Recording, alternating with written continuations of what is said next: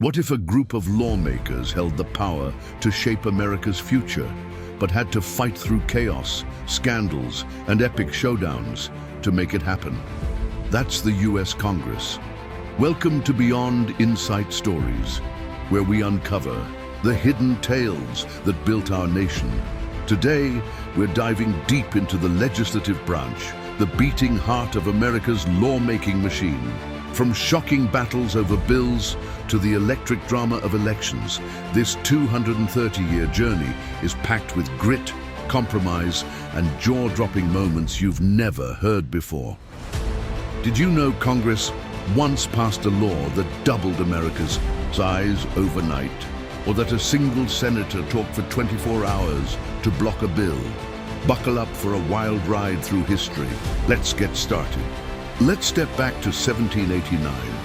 The U.S. Constitution creates Congress as the legislative branch, a two-chamber powerhouse designed to balance power, the House of Representatives and the Senate.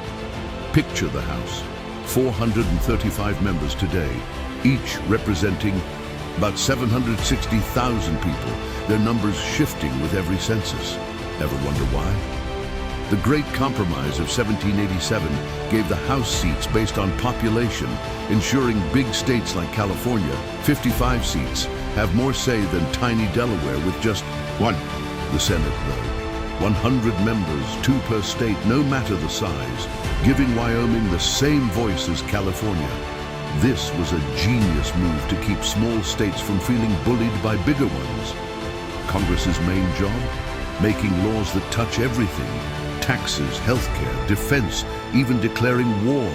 In 1803, they funded the Louisiana Purchase for $15 million, about 4 cents an acre, doubling America's size overnight and paving the way for westward expansion. They also control the nation's wallet, approving budgets and collecting taxes. Here's a shocker. In 1913, they passed the 16th Amendment, creating the income tax we all know today. But it started at just 1% for the rich. Imagine that tax rate now. But Congress does more. They check the other branches. They can override presidential vetoes with a 2/3 vote, like in 1986, when they overrode Reagan's veto on South Africa sanctions, sending a global message against apartheid. They confirm judges, like in 1916, when Louis Brandeis became the first Jewish Supreme Court justice despite fierce opposition. And they investigate, like in 1792, when they probed a failed military expedition, setting a precedent for oversight.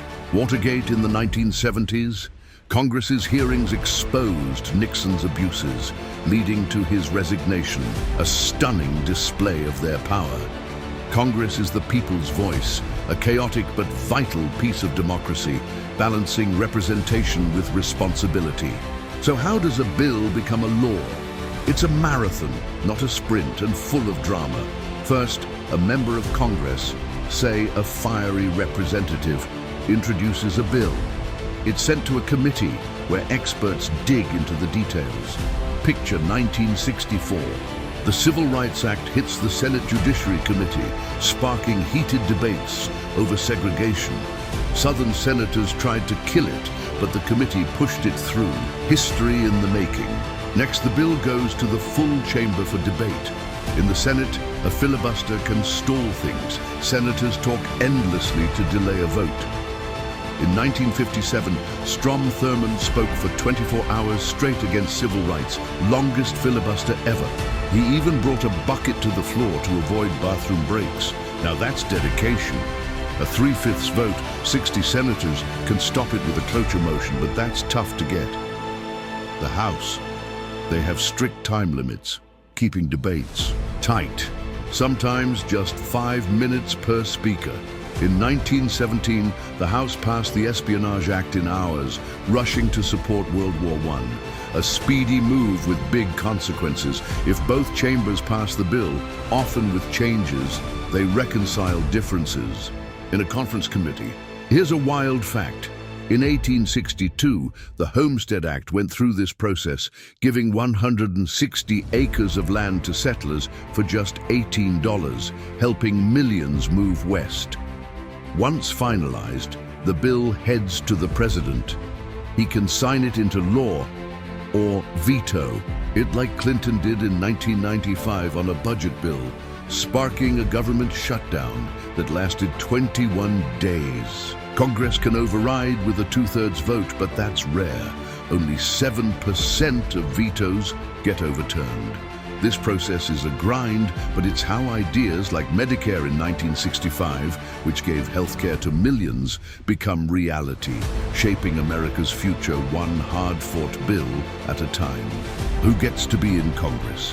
Elections decide, and they're a battleground. House members serve 2-year terms.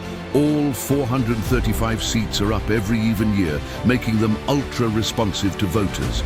Senators serve 6 years, with 1/3 elected every 2 years, ensuring stability. Here's a game changer. In 1914, the 17th Amendment let voters directly elect senators. Before that, state legislatures picked them, often with bribes.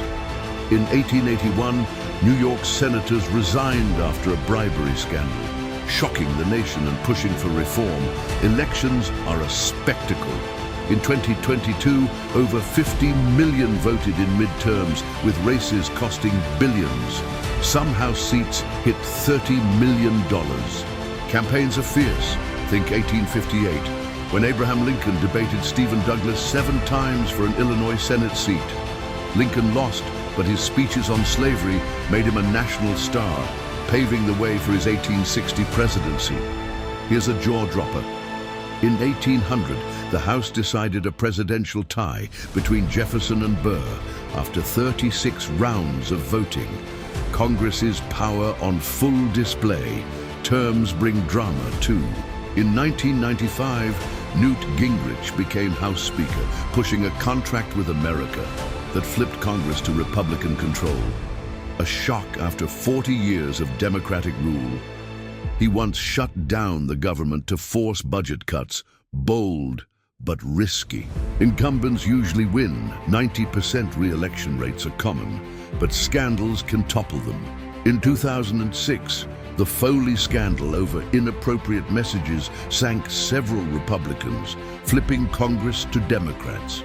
Elections keep Congress accountable, reflecting the people's will, or do they? Some say gerrymandering, redrawing districts to favor one party, skews the game. In 2012, North Carolina's map was so biased, courts threw it out, a fight that still rages in 2025. Congress has power, lots of it.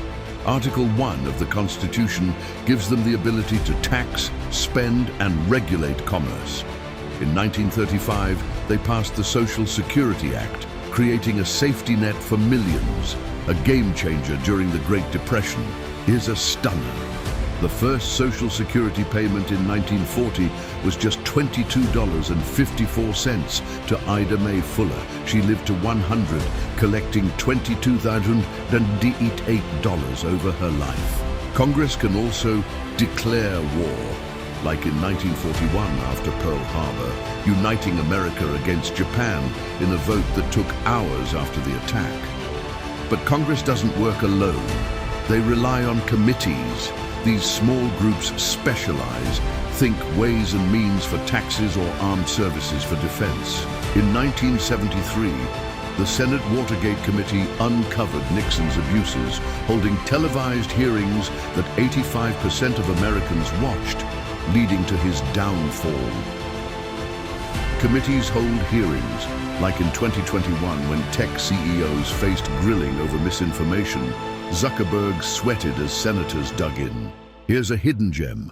In 1861, the Joint Committee on the Conduct of the War pushed Lincoln to abolish slavery faster, shaping the Emancipation Proclamation.